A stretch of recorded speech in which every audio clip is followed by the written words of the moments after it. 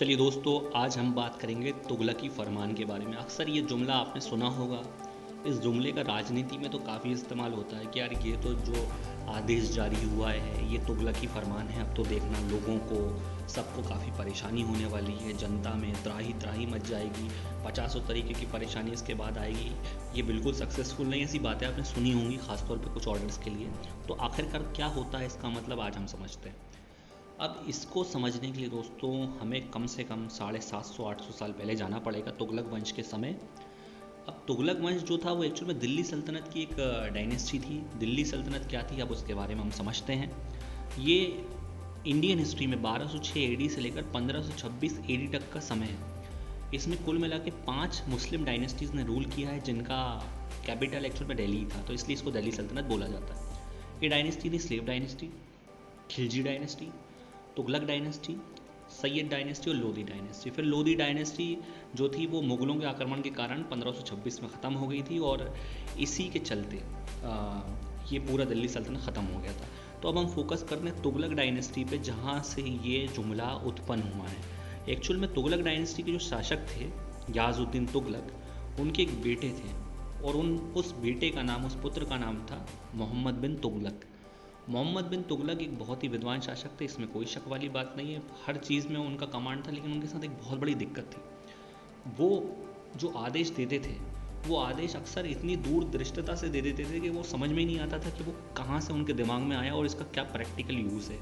अचानक अचानक उनके मन में आदेश आते थे और वो इतने बुलिंग हो जाते थे, इतने कठोरता से उस चीज़ का पालन करवाते थे बिना कुछ सोचे समझे। मतलब जो आदेश आया बस उनको पालन करवाना है उसको, चाहे वो कहीं से आया, चाहे वो लोगों को परेशानी क्यों ना कर दे।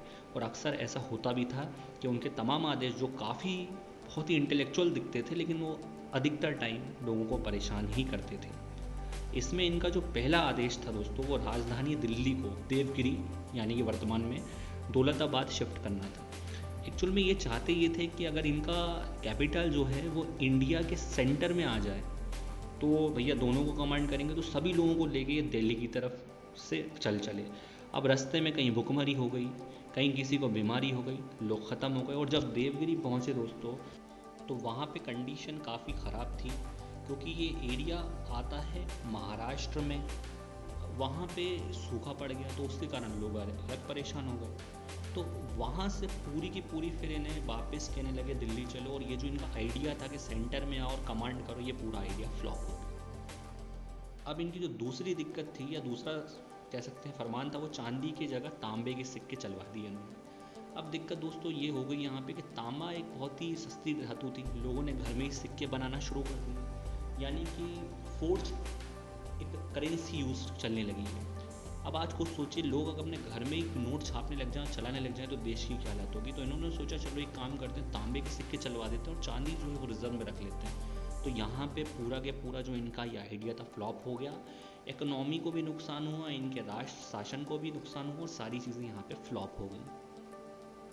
अब हम आगे इनकी तीसरा जो फरमान था वो था चीन पर आक्रमण करने का। आपने कभी नहीं सुना होगा कि भारतीय इतिहास में किसी भी शासक ने चीन पर आक्रमण करने की योजना बनाई, कभी नहीं सुना होगा। इन्होंने वो योजना बनाई, ये कूच करे। और आप हिमाचल प्रदेश के पास एक कम्युनिटी है जो हमारे एक्चुअल में देश की कम्युनिटी है, वो है हिंदू कटोच कम्युनिटी। उससे इनकी मुठभेड़ हुई और कम से कम 10,000 सैनिक इनके ऐसे ही निपट गए, यानी चाइना पे आक्रमण करना तो दूर, घर में ये परास्त हो गए।